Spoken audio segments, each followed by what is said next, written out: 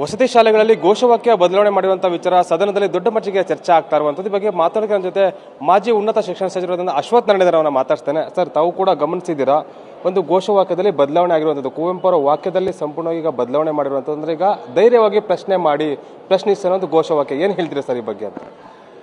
ಈ ಘೋಷವಾಕ್ಯ ಏನು ರಾಷ್ಟ್ರಕವಿ ಕುವೆಂಪು ಅವರು ಜ್ಞಾನಪೀಠ ಪುರಸ್ಕೃತರು ಕೊಟ್ಟಂಥ ಜ್ಞಾನದ ದೇಗುಲ ಕೈ ಮುಗಿದು ಒಳಗೆ ಬನ್ನಿ ಅಂತ ಹೇಳಿದ್ದಾರೆ. ಅದನ್ನು ಇಷ್ಟು ವರ್ಷದಿಂದನೂ ಎಲ್ಲರೂ ಅಳವಡಿಸ್ಕೊಂಡು ಅದನ್ನು ವ್ಯಕ್ತವಾಗಿತ್ತು. ಇವತ್ತು ಅದಕ್ಕೂ ಬದಲಾವಣೆ. ಯಾರು ಹೇಗೆ ಏನು ಮಾಡ್ರು ಅಂದರೆ ಸರ್ಕಾರದಲ್ಲಿ ಉತ್ತರ ಇಲ್ಲ. ಈ ರೀತಿ ಒಂದು ಸತ್ತಂಥ ಸರ್ಕಾರ, ನಿಷ್ಕ್ರಿಯ ಸರ್ಕಾರ, ಜನರ ಭಾವನೆಗೆ ರಾಷ್ಟ್ರಕವಿ ಕುವೆಂಪು ಅವ್ರಿಗೂ ಅಗೌರವ, ಜನರಿಗೂ ಅಗೌರವ. ಏನು ಅರ್ಥ?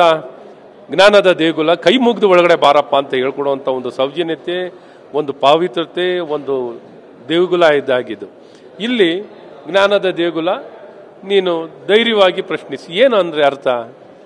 ಯಾವ ರೀತಿ ಮನಸ್ಥಿತಿಯನ್ನು ಬಳಸಲಿಕ್ಕೆ ಹೊರಟಿದ್ದಾರೆ? ಇವ್ರಿಗೇನು ತಿಕ್ಲು ಹಿಡಿದಿದೆಯಾ? ಯಾವ ಆಲೋಚನೆಯಲ್ಲಿದ್ದಾರೆ? ಏನನ್ನು ಮಾಡಿಕೊಟ್ಟವ್ರೆ? ಇದಕ್ಕೆ ಹೊಣೆ ಯಾರು, ಜವಾಬ್ದಾರಿ ಯಾರು ಅಂತ ಕೇಳಿದ್ರೆ ಸರ್ಕಾರದಲ್ಲಿ ಉತ್ತರ ಇಲ್ಲ. ಇದೊಂದು ಸರ್ಕಾರದಲ್ಲಿ ಈ ರೀತಿ ಬೇಜವಾಬ್ದಾರಿತನದಿಂದ ನಡ್ಕೊಳ್ತಿದ್ದಾರೆ. ಇವತ್ತು ಒಂದು ಅಧಿಕಾರಿಗಳು ಏನು ಬದಲಾವಣೆಯನ್ನು ಮಾಡಿದ್ದಾರೆ ಅನ್ನೋದಕ್ಕೆ ತಕ್ಷಣ ಉತ್ತರ ಇಲ್ಲ ಅಂದರೆ ಸರ್ಕಾರದಲ್ಲಿ ಏನು ಮಾಡ್ತಿದ್ದಾರೆ? ಸದನಕ್ಕೆ ಇವಾಗ ಸಮಯ ತೊಗೊಂಡರೆ ಕಾದು ನೋಡೋಣ. ಬಟ್ ಏನೇ ಇದ್ರೂ ಈ ರೀತಿ ನಿಷ್ಕ್ರಿಯವಾಗಿ ಸತ್ತೋಗಿರೋ ಸರ್ಕಾರನೇ ಈ ಕಾಂಗ್ರೆಸ್ ಸರ್ಕಾರ. ಈಗ ಕಾಂಗ್ರೆಸ್ನ ನಾಯಕರು ಹೇಳ್ತಾರೆ ಅಂದರೆ ಮಕ್ಕಳಲ್ಲಿ ಪ್ರಶ್ನೆ ಮಾಡುವಂಥ ಮನೋಭಾವ ಬೆಳಿಬೇಕು, ಸಂವಿಧಾನ ಪ್ರತಿಯೊಬ್ಬರು ಕೂಡ ಪ್ರಶ್ನೆ ಮಾಡುವಂಥ ಹಕ್ಕಿದೆ, ಅದನ್ನು ಸಮರ್ಥನೆ ಮಾಡ್ಕೊಳ್ತಾ ಇರುವಂಥದ್ದು. ಹಾಗಂತ ಸದನದಲ್ಲಾರು ಹೇಳ್ಬೋದಿತ್ತಲ್ಲ. ಈ ರೀತಿ ಸರ್ಕಾರ ಎಲ್ಲಿ ಹೇಳಿದವರು ನನಗೂ ಗೊತ್ತಿಲ್ಲ.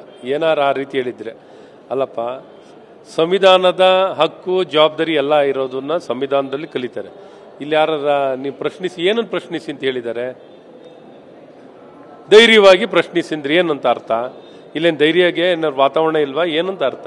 ಒಂದು ಜ್ಞಾನದ ದೇಗುಲಕ್ಕೆ ಬರ್ತಿದ್ಯಪ್ಪ, ಕೈ ಮುಗ್ದೊಳಗಡೆ ಬಾ ಅಂತ ಹೇಗೆ ಒಂದು ಪ್ರಧಾನಮಂತ್ರಿಗಳನ್ನು ಒಂದು ಸದನದೊಳಗಡೆ ಬರ್ತಿರ್ಬೇಕಾದ್ರೆ ಒಂದು ಸದನಕ್ಕೆ ನಮಸ್ಕಾರ ಮಾಡಿ, ನಿನ್ನ ದೇಗುಲ ಪವಿತ್ರವಾಗಿದೆ, ಇದು ನೀನು ಪ್ರೀತಿಸುವಂಥದ್ದು, ಜ್ಞಾನ ಪಡೆಯುವಂಥ ಪವಿತ್ರವಾಗಿರುವಂಥ ಸ್ಥಳ, ಕೈ ಮುಗಿದು ಒಳಗಡೆ ಬಾ ಅಂತ ಒಂದು ಒಳ್ಳೆಯ ವಿಚಾರ ಹೇಳೋಂಥದ್ದನ್ನ ಇಲ್ಲೂ ಧೈರ್ಯವಾಗಿ ಪ್ರಶ್ನಿಸಿದ್ರೆ ಏನು ಅರ್ಥ ರೀ? ಇವರು ಯಾವ ವಾತಾವರಣ ನಿರ್ಮಾಣ ಮಾಡ್ಲಿಕ್ಕೆ ಕೊಟ್ಟಿದ್ದಾರೆ?